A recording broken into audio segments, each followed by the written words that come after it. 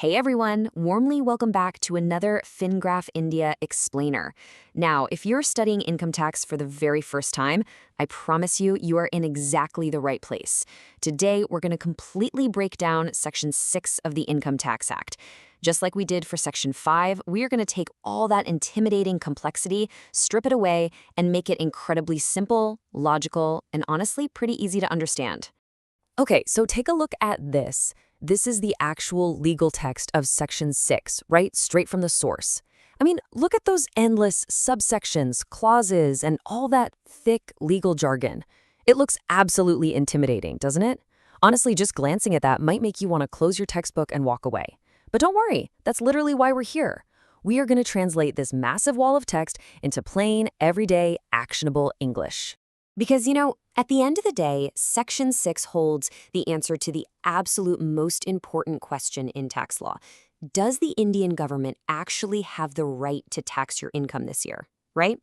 Before we can even think about calculating how much tax you might owe, we first have to figure out if you even fall into the Indian tax net at all. And the wild part? The answer to that relies entirely on the simple math of your physical presence. All right, so here is our roadmap for today. 1. Basics of residential status. 2. The 2 basic tests. 3. Exceptions for special cases. 4. The deemed resident trap. 5. Not ordinarily resident, or NOR. And 6. Companies and other entities. We'll take it one simple step at a time. Okay, let's kick things off with Section 1, the basics of residential status. Under Section 6, subsection 1, your status is locked in specifically for each individual tax year. What's really fascinating here is the core principle behind all this. Listen to this. For income tax purposes, it genuinely doesn't matter if you hold an Indian passport. It doesn't matter if you're an Indian citizen by birth. What actually matters for your tax status is literally just how many days your feet physically touched Indian soil during that specific tax year. It's basically just a big day counting exercise. Your status can flip from year to year depending entirely on your travel schedule. Moving right along to Section 2, the 2 basic tests. This is from Section 6, subsection 2. Now, this is an either-or scenario to figure out if you're a resident. You only have to trigger one of these. So test number 1 revolves around a very specific, almost magic number, 182. If you are physically present in India for a total period of 182 days or more in a single tax year, boom, you're a resident. It is really that simple. Let's put that into a practical example. Say we have a freelance graphic designer, let's call her Priya. If Priya works from her laptop in Goa for 190 days during the tax year, she comfortably crosses that 182-day threshold. For that year, the tax department firmly considers her a resident of India. But wait, what if Priya was only hanging out in India for, say, 100 days? Well, she fails test 1. But does she totally escape the tax net? Not necessarily, because that's where test 2 comes in. If you fail the 182-day rule, the law automatically checks a second condition. Were you in India for at least 60 days in the current tax year? And have you been in India for a total of 365 days or more over the preceding 4 years combined? This is basically the government's way of making sure that folks who spend a significant chunk of time in India on a recurring basis are still contributing to the system. All right, Section 3, exceptions for special cases, covered under subsections 3 and 4. This is where we get a bit of a plot twist. See, that strict 60-day rule we just talked about, it gets completely thrown out the window for some very specific groups. Knowing who gets this special treatment is absolutely crucial. There are 3 main groups who just ignore the 60-day rule entirely. First, Indian citizens leaving as crew members on an Indian ship. Second, Indian citizens leaving the country for employment outside India.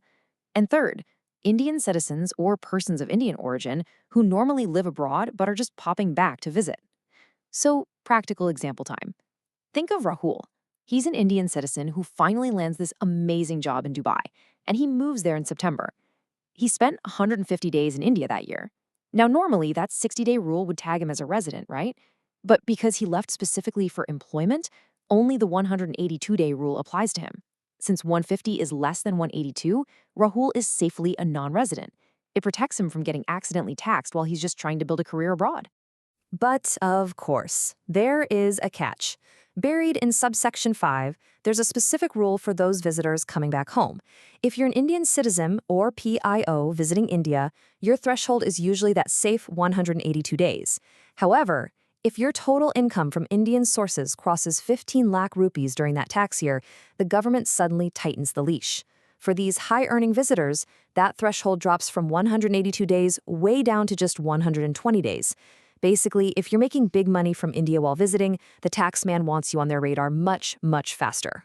Now for Section 4, the deemed resident trap, from Section 6, subsection 7. This is a fascinating one designed to catch people trying to game the system.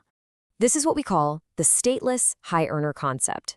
If you're an Indian citizen, you have an Indian income over 15 lakh rupees, and here is the absolute kicker, you are not liable to pay tax in any other country due to their domicile or residence rules. Well, India is going to step in and automatically deem you to be an Indian resident. It completely ignores day counts. You could literally step foot in India for 0 days. But if you're bouncing around 0 tax havens making good Indian money, the government just declares you a deemed resident by default. No way around it. Next up, Section 5, Not Ordinarily Resident, or NOR. This is under Section 6, subsection 13, and it deals with folks returning home. So what happens if you've been living abroad for years and you finally move back?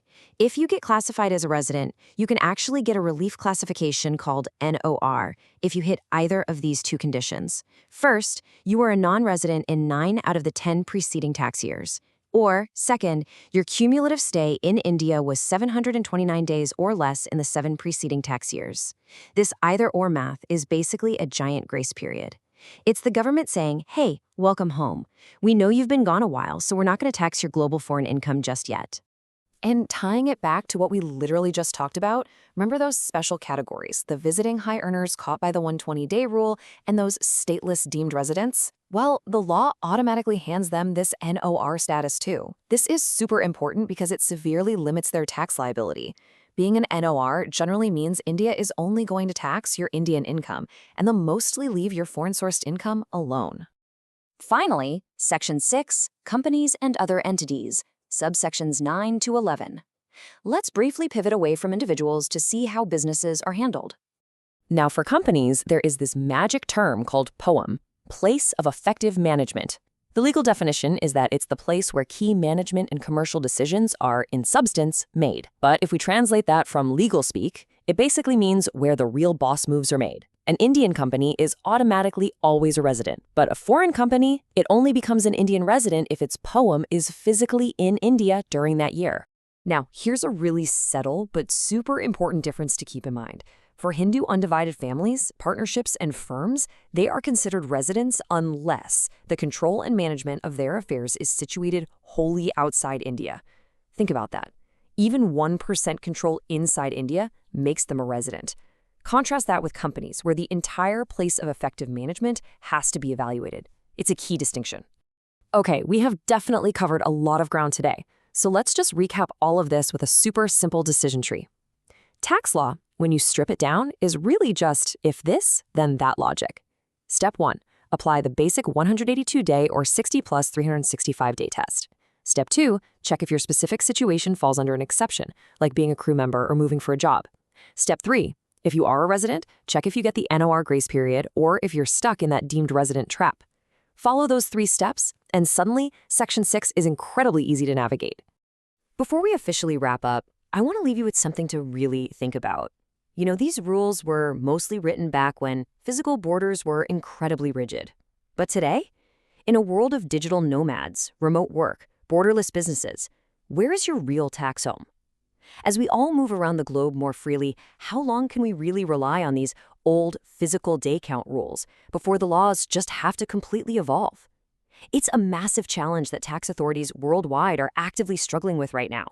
I really hope this breakdown made Section 6 crystal clear, especially for those of you studying this for the first time.